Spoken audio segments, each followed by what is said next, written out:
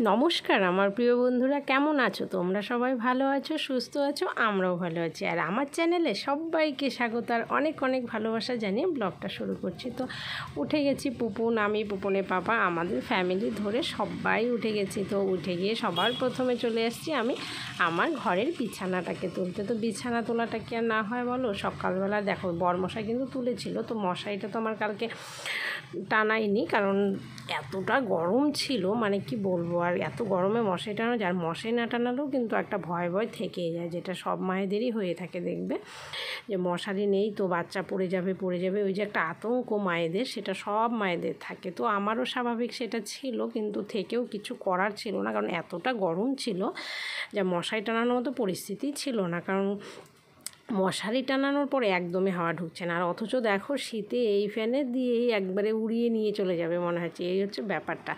তো দেখতেই পাচ্ছ বন্ধুরা, এখনও যারা চ্যানেলটি সাবস্ক্রাইব করোনি তো প্লিজ চ্যানেলটা সাবস্ক্রাইব করে দাও, করে দিয়ে বেল আইকনটি প্রেস করে দাও, নাহলে কিন্তু নোটিফিকেশন যাবে না। যারা বন্ধুরা তোমরা আমাকে একটু ভালোবাসা দিচ্ছ, আমি এগোচ্ছি, তো আশা করছি আরেকটু দাও, আরেকটু এগোই। তো তোমাদের ভালোবাসা, তোমাদের সাপোর্ট তোমাদেরই দরকার। তো যারা চ্যানেলটি সাবস্ক্রাইব করেছো তাদেরকে তো আমার অসংখ্য অসংখ্য ধন্যবাদ। যারা চ্যানেলটি সাবস্ক্রাইব করোনি তো প্লিজ চ্যানেলটা সাবস্ক্রাইব করে দাও, করে দিয়ে বেল আইকনটি প্রেস করে দাও।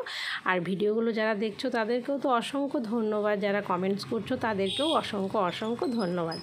তো বন্ধুরা দেখতে পাচ্ছ চলে এসেছি বিছানা তুলে এই দিকটার কাপড় চোপড়গুলোকে গোছাতে। তো এইদিকে তো রোজ দিন কিছু না কিছু জামা কাপড় ধরো থেকেই যাবে, মানে কি বলবো, আর কেন একটু ভেজা থাকে তার জন্য। তো ওগুলো সব গুছিয়ে ঘর দোর পরিষ্কার করে চলে এসেছি রুটি ভাজতে। তো রুটি তো আজকেও সেই 3টেই নিয়েছি, বেশি নেইনি। তাওয়া তো আমার গরম হয়েই গেছে দেখতেই পাচ্ছ। তো তাওয়া এখন রুটিটা ভাজলে, আর এদিকে হচ্ছে দুধ বসিয়ে দিয়েছি। তো দুধটা উতলে গেলে তারপর এটাকে নামিয়ে নিব। আর এদিকে তো হাঁড়িটাও রেডি করেই রেখেছি দেখতেই পাচ্ছ। আর একটু ছানার পাউডার দিয়ে দিলাম, কারণ ছানাটা বানিয়ে নেব বড়মশাইয়ের জন্য। তো ছানা আজকে তো ডিম নেই, তো আর ডিম কি খাবে বলো, তো ওর জন্য একটু জল দিলাম। কেন বলো তো, মানে দুধটা এত জাল হয়েছিল, গাঢ় হয়ে গেছে পুরো। আর এটা ছানা বানাতে গেলে জল বেরোবে না, পুরো লেগে যাবে আর কি। দুধটা অবশ্য খুব ভালো দেয়, আমাদের যে গোয়ালা দুধ দেয় সেই গোয়ালার দুধটা ভালো দেয়। তো তার জন্য আরও জাল হয়েছে বেশি, তো একদম ভারী হয়ে গেছে। এতটা ভারী দুধও পুপনকে খাওয়ানো যাবে না, ছানা তো বানানোই যায় না। একটু জল না দিলে, জল না বেরোলে হয় না। তো বন্ধুরা দেখতে পাচ্ছ অনেকক্ষণ বকবক করছি, বকবক করতে করতে কিন্তু এইদিকে, আর আমি শুধু ভয় পাচ্ছি দুধটা বোধহয় উতলে গেল। কারণ ঢাকনাটা যেহেতু একদম লাগিয়ে ফেলেছে না, তো ওই জন্য একটা ভয় কাজ করছিল যে পড়ে যাবে মনে। আর এদিকে কিন্তু আমার রুটি ভাজা হয়ে গেছে, তো বরমশাইকেও খাবার দাবার দেবো। আর এদিকে যে চায় জল, রুটিতে জল, সবগুলোকেই রেডি করে নিচ্ছে। আর এদিকে দেখো যে বাটিটা আমি ধুয়ে নেব, কারণ বাটির জলটা গরম করতে তো বসিয়ে দিয়েছি, দেখতে পেয়েছো ক্যানে দিয়েছি। তো হালকা গরম হলে বাটিটাকে আগে ধুয়ে তারপরে রুটিগুলোকে ধুয়ে নেব, ধুয়ে রুটিটাকে ভিজিয়ে রাখবো। তো এই কাজগুলো তো রোজ দিনকার করছি, তোমরাও দেখতে অবশ্য মনে হয় বোরিং হয়ে যাচ্ছ প্রচণ্ড। না বন্ধুরা, বোরিং হবে না, হলে কিন্তু চলবে না। তো একটু আধটু পাল্টাচ্ছিও কাজকর্মগুলো। হ্যাঁ, এই হাউস ওয়াইফদের ধরো কী কাজ থাকবে বলো, এগুলোই তো। ছোটো বাচ্চা আছে, ওদের দেখভাল করবো, সংসার, স্বামী, সন্তান সব কিছু মিলে মিশে এই হচ্ছে আমার সারাদিনকার রুটিন আর কি, চলতেই থাকে। তো এই দেখতে পাচ্ছ রুটি কিন্তু আমার ধোয়া হয়ে গেছে। তো হয়ে যাওয়ার পরে এখন চলে এসেছি দুধটা দিয়ে দিচ্ছি। দুধটা দিয়ে এখন আমি ঢাকা দিয়ে রাখবো, তাহলে গরম দুধটা দিলে কী হবে বলো, রুটিটা একদম নরম হয়ে যাবে, কোনো রকম শক্ত থাকবে না। তারপরে কলা দিয়ে মেখে দিয়ে দেবো পুপনকে, আর একটু চিনি দেবো। এখন আর তাল মিস্ত্রি দিচ্ছে না, কারণ এখন অনেকটা বড় হয়ে গেছে। আর আগে কিন্তু প্রচুর তাল মিস্ত্রি খাওয়ানো হতো, পুপনকে বড় বড় করে কৌটো নিয়ে আসতাম আমি, তাল মিস্ত্রির কৌটোগুলো। আর এদিকে দেখো ছানার জল ঝরিয়ে দিয়েছি। তো ছানার জলটা ঝরে গেলে তারপরে দিয়ে দিব বরমশাইকে ছানাটা। আর এদিকে চাও হয়ে গেছে, তো এদিকে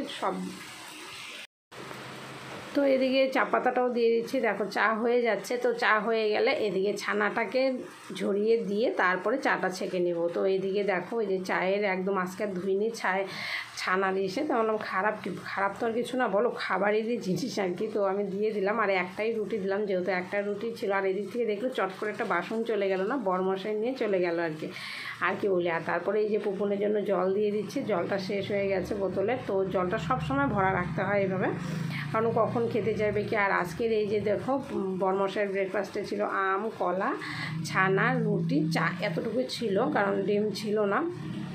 তো এগুলো দিয়েই খেতে বললাম। আর এদিকে দেখো পুপনের খেলাধুলা তো চলছেই, মানে কি বলবো, সকাল হয়েছে না মানে ছেলে আমার খেলা এই যে ছোটো বলেই এই খেলা বলো। তো তারপরে এই যে দেখো চলে এসছে আবারও কাজকর্ম করতে, আর কি বলি। তো এখন হচ্ছে পুপনের যে মাছ করব বলো, শিং মাছে কাঁটা দিয়ে দিয়েছে আমার হাতের মধ্যে, মানে কি ব্যথা আর কি বলবো।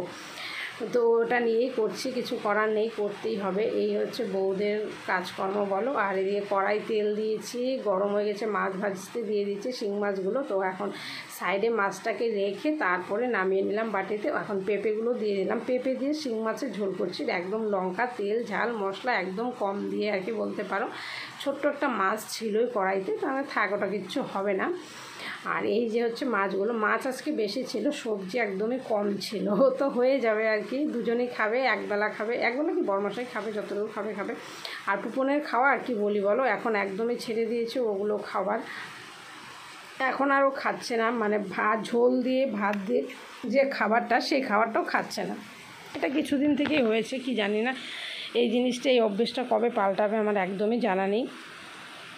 তা চেষ্টা করছি তবু খাওয়ানোর জন্য, তবু আর কি আমি ধরে রাখছি, ঝোল ঠোলগুলো এমনিতে আগে খাইয়ে দিচ্ছি, তারপরে দুধ ভাত দিয়ে ভাত খাইয়ে দিচ্ছি, এভাবেই আর কি খাওয়াচ্ছি। আর এই যে দেখো এদিকে ঝোল প্রায় হয়ে আসলো, তারপরে তো জানোই কী করবো, গ্যাসটা এগুলো সব মুছে নেবো। আর এদিকের সেটা ঠিকইটা আমি আগে সরিয়ে নিয়েছিলাম, কারণ ধোয়া ছিল, শুধু এঁটো করে কোনো লাভ নেই, তো ওই জন্যই আমি এটাকে সরিয়ে রেখেই রান্নাটা করেছি। একটু বুদ্ধি করে কাজটা করলে না সংসারের কাজগুলো একদম ইজি হয়ে যায়, কোনো ব্যাপারই নয়।